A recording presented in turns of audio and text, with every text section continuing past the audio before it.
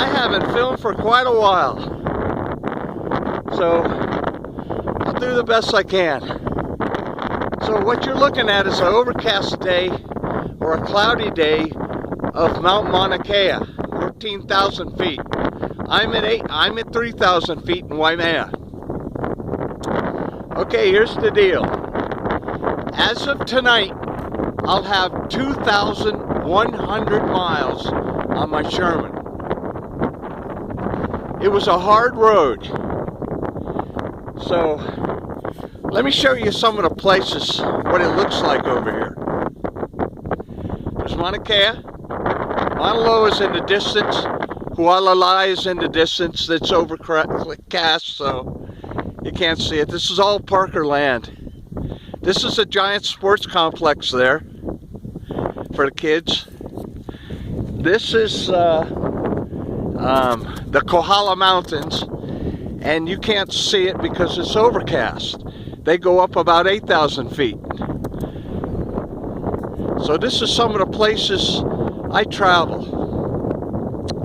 I started going up those Kohala Mountains. So I'm getting good training. That's about 40 degrees. So I'm getting good training on that. It seems pretty good up. But I don't know. Coming down, I'm always on the brake and leaning back. I don't know how to do the tilt back stuff yet. So here's some more. Let me, I'll keep it on the Kohala Mountains. So what we have is the first week when I got off the grass and started entering the asphalt around the large estate I live here in Waimea. Once I got on the asphalt, there was no stopping me.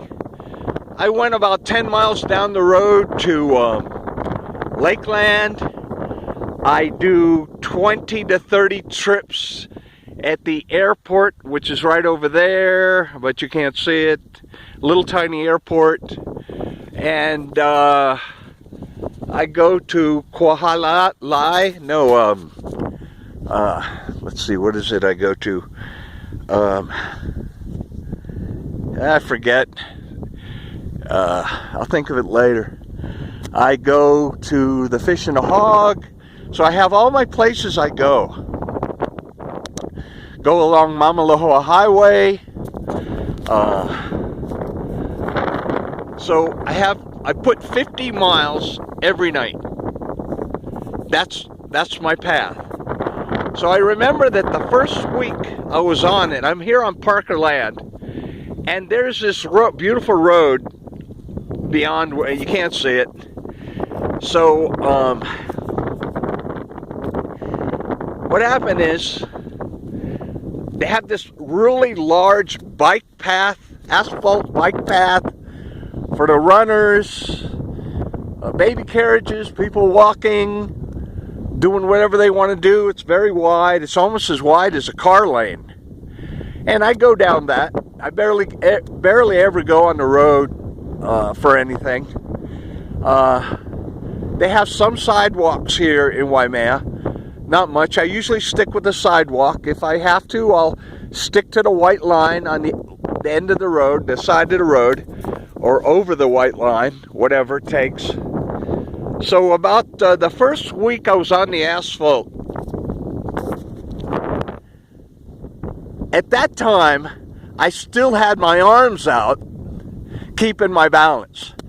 When I turned, I would do funny little gyro movements of my hand, like a counter gyroscope, to keep me from falling.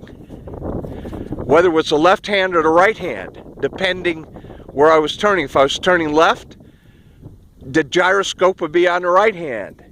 If I was turning right, my left hand would be the gyroscope. So that was kind of funny. I finally knocked that stuff off in the first week. So now, before I got my Sherman, I designed a horn system. Here's what it sounds like. So they're very loud horns. I only put one of them on. I'm using 19.5 volts on a 12 volt, I don't know, these alarms I got on eBay. Looks like car horns to me, but they're not. So I only put one, so I have a battery pack on the back of my back on a belt type thing, and then the horn is to my right belt line.